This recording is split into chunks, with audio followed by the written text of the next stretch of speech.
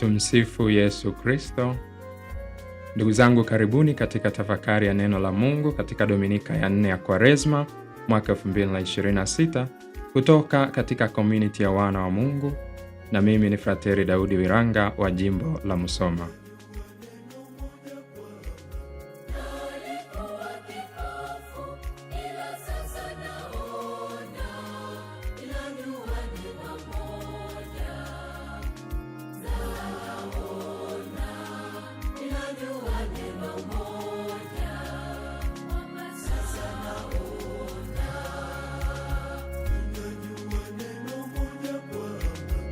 Je, unapenda kuwa kipofu?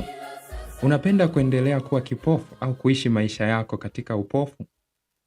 Fikiria umezaliwa kipofu, halafu unakutana na fursa ya kuona. Ungependa uone au ungependa kubaki kipofu?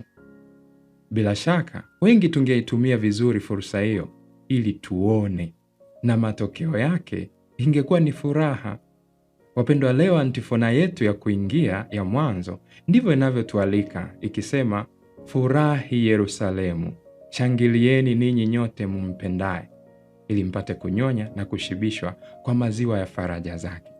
Wapendwa, huu ni mwaliko wa Mungu kupitia nabii Isaya kwa Waisraeli katika ile sura ya 66. Ni kwa Israeli na kwa wale wote wanaompenda Israeli, wanaomtakia mema. Kwa nini wafurahi? Ni kwa sababu ukombozi wao ambao Mungu atawapatia na ukombozi ambao utawafaidia na wengine. Na ndugu zangu, kwa bahati nzuri, huu ndio ukombozi na ushindi ambao tunataraji kuuadhimisha katika sherehe ya Pasaka. Na kwa kuwa sasa tumeanza nusu ya pili ya kipindi cha Kwaresma, tunaikaribia zaidi siku hiyo, na hivyo masomo yetu yanatualika kufurahi. Tofauti na tumezoea Kwaresma tunakuwa na kama huzuni fulani hivi, tafakari, mateso. Sasa leo Dominika hii inatuambia furahini. Ndio maana unaweza ukaona pia hata kinanda kinaweza kikapigwa au kikawekewa na beats kidogo na kadhalika. Ukimwona padri amevaa vazi la rangi ya pinki leo, usishangae, ndio siku yake. Pamoja na kuikaribia siku hiyo ya Pasaka, wapendwa, Kristo aliye nuru yetu tulimpokea tulipoamini na kubatizwa. Na leo masomo yetu yanatualika kutafakari kama aidha tunaendelea kuishi katika upofu wa dhambi au tunaishi katika nuru ya Kristo.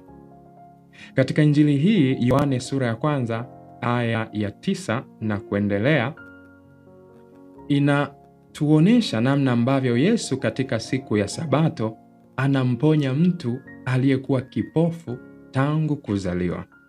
Na huu ni muujiza au jambo ambalo hatulioni popote katika historia ya manabii wa Israeli, na hata baada ya Kristo hatuoni sana mitume katika muujiza wa aina hiyo.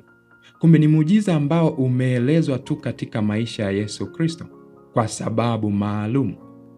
Na Yohane katika maelezo yake kuhusiana na maisha ya Kristo, kuna mambo anayaita ishara kwa sababu yanabeba ujumbe zaidi. Ndio maana Injili yake inatumika sana katika nyakati hizi za vipindi nyeti vya kanisa kama kipindi cha Kwaresma. Kwa hivyo ni kwa sababu maalumu muujiza huo unaelezwa katika maisha ya Yesu. Kwa nini? Kwa sababu kadiri ya Zaburi ya 146 aya 8, Mungu ndiye huyafungua macho ya vipofu. Basi tuangalie mambo kadhaa katika Injili hii. Kwanza, tunaona wanafunzi wanamuuliza Yesu, ni nani aliyetenda dhambi, wazazi wa mtu huyu kipofu au yeye mwenyewe? Walielewa kuwa magonjwa ni adhabu ya matunda ya dhambi za mhusika au wazazi. Kumbe mwanzoni kabisa mwa Injili hii, ndugu zangu, tunajifunza kuwa si kila udhaifu wa kimwili unatokana moja kwa moja na dhambi au shetani, bali mwingine ni ili utukufu wa Mungu udhihirike. Kuna mambo Mungu anaweza kuyaruhusu katika maisha yako kwa ajili ya malengo yake bora. Jambo la pili, katika Injili tunaona Kristo anampaka matope yule kipofu na kumwambia akanawe katika birika la Siloamu. Naye akafanya hivyo, akapata kuona. Siloamu ndugu zangu, ni ishara ya Kristo ambaye Dominika iliyopita alisema yeye ni maji ya uzima kwa yule mwanamke Msamaria. Kumbe kwa kumwamini na kumtii Kristo tunapata kwake uzima, lakini si uzima tu, tunapata pia mwanga. Anasema mimi ni nuru ya ulimwengu. Ndugu zangu, ukikaa mbali na nuru, maana yake utakuwa gizani. Ukijitenga na nuru, utakuwa gizani. Matope na maji ni viashiria vya sakramenti ambazo japo ni ishara za vitu vya kawaida vinavyoonekana na kushikika, vinatuletea ndani yetu neema ya mwanga na uzima na kututoa katika giza na mauti. Lakini pia safari ya utii wa kipofu inatukumbusha ushiriki wetu katika neema na wokovu aliyotupatia Mungu. Mtakatifu Agustino anasema, aliyekuumba bila wewe hawezi kukuokoa bila wewe. Kumbe tunaweza kuchagua kupokea au kukataa neema na wokovu anaotupatia Mungu. Wewe una juhudi gani katika kuutafuta, kuulinda na kukuza wokovu na neema ya Mungu na imani yako? Unasubiri nani labda akupeleke kanisani, akusalie, aungame mahali pako, akusomee neno la Mungu? Nani unamsubiri? Wajibika, shirikiana na Mungu. Baada ya kuponywa, wapendwa, kipofu wa kimwili, maandiko yanatuonyesha upofu mwingine wa kiroho ulio mbaya zaidi, na huu ni upofu wa Mafarisayo. Mwinjili Yohane anapotumia neno ishara katika injili yake ameorodhesha ishara 7. Maana yake neno ishara linabeba ujumbe zaidi, yani kile kinachoelezwa kinakuwa na ujumbe zaidi, maana pana zaidi. Leo katika ishara hii ya 6 ya Yohane, Mafarisayo wanashindwa kuona maana na ujumbe unaobebwa na ishara hiyo, ya kwamba Kristo ni mwana wa Mungu, ni nuru ya ulimwengu. Kwa hivyo Mafarisayo ni vipofu wa kiroho, walishindwa kumwona Kristo aliye nuru, aliye uzima, aliye mwanga, ambaye ni mwana wa Mungu. Walishindwa kumwona Kristo aliyekuja kutuangazia, aliye uzima, aliyekuja kutuondolea umauti, yaani mwana wa Mungu mtakatifu aliyekuja kutuondoa katika dhambi. Wapendwa, nuru na giza ni vitu tofauti, na ukweli huu uliwataka wamfuase Kristo, lakini wenyewe wakasema ni wanafunzi wa Musa, bila kujua Kristo ni mkuu kuliko Musa, na hata kama ni kweli wanafunzi wa Musa, basi wangemsikiliza Kristo. Walipomuuliza sana yule kipofu, aliwajibu kwamba kama Kristo ni mwenye dhambi, yeye hajui. Anasema mimi sijui kama yeye ni mwenye dhambi, ila najua neno moja, kwamba nilikuwa kipofu na sasa naona. Yohane sura 9:25. Kumbe licha ya hatari ya kutengwa na sinagogi, imani ya aliyekuwa kipofu tunaona ikikua na ikidumu na kumfikisha kwenye uponyaji wa upofu wake wa ndani wa kiroho. Mwanzoni alimuita Yesu mtu katika aya 11. Katika aya 17 anamuita Yesu nabii. Katika aya 33 anasema Yesu anatoka kwa Mungu.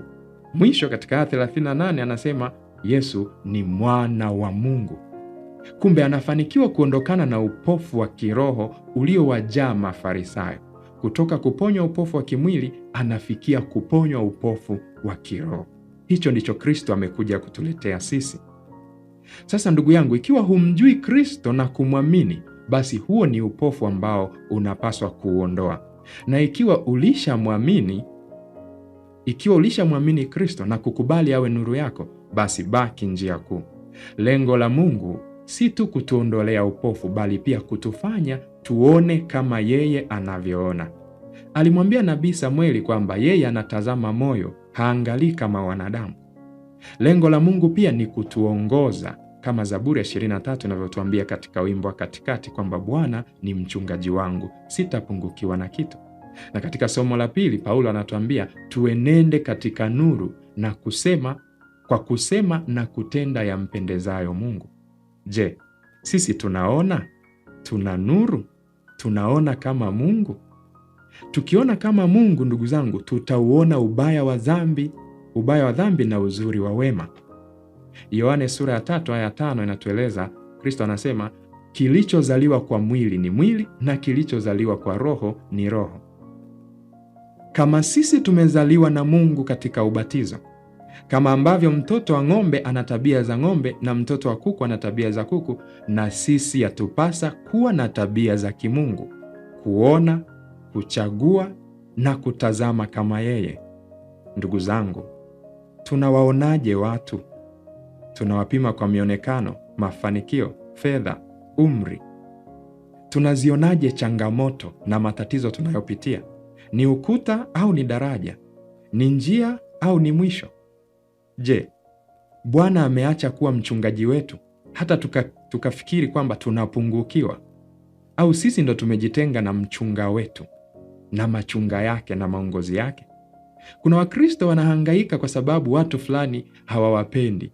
Hawa pia ni vipofu wa upendo wa Kristo, upendo ambao ni mkamilifu. Ndugu zangu, tunazitazamaje sakramenti? Tunakitazamaje kipindi cha Kwaresma?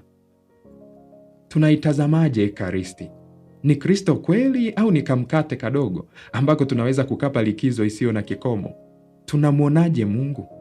Ni mtatuzi tu wa shida zetu au rafiki, muumba, chanzo na kikomo chetu? Tunaitazamaje sakramenti ya kitubio? Tunamwona Kristo ndani yake akitupumzisha na mizigo ya dhambi? Au tunamwona ni padri ambaye tulikosana naye juzi, ambaye ni mdhaifu kama sisi? Tunaitazamaje sakramenti ya ndoa? Ni sakramenti takatifu na iliyowekwa na Mungu, au ndio tunaihalifu kwa kuingia kwenye ndoa bila mipango, kuivamia na hata kuichafua kwa uzinzi? Wito wako ndugu yangu unauonaje? Ni kazi ya Mungu, huduma, utumishi na msalaba, au kwako ni kama ubosi na ajira? Wapendwa, Mtume Paulo anatuambia kuwa shetani ametia giza akili za wengi kwenye Waefeso sura 4 aya 17 hadi 18. Hivyo tulikimbie giza wapendwa, tuukimbie upofu, tuikimbilie nuru kwa kumtafuta Mungu na neema zake. Tumkimbilie Mungu aliye nuru, Kristo aliye mwanga, kwa kujiunganisha naye kupitia sakramenti, sala na kusoma neno lake ambalo ni nuru na taa. Furaha ya adui ni sisi kuendelea kuwa gizani, kuwa vipofu, ili atutende anavyotaka. Basi ikiwa tutayaona mambo kama Mungu kwa macho, nuru na maongozi yake, ikiwa tutamruhusu atuondolee upofu wetu, hatutaweza kamwe kuipenda dhambi na kuifurahia, bali tutaichukia na kuiepuka.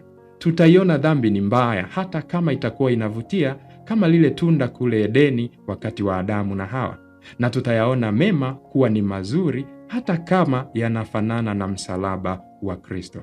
Basi katika Dominika ya 4 ya leo, ndugu zangu, twende kwa Kristo, hasa katika kipindi hiki cha Kwaresma, atuondolee upofu wetu na kutuangaza. Mungu akubariki sana, nikutakie Kwaresma njema. Tumsifu Yesu Kristo.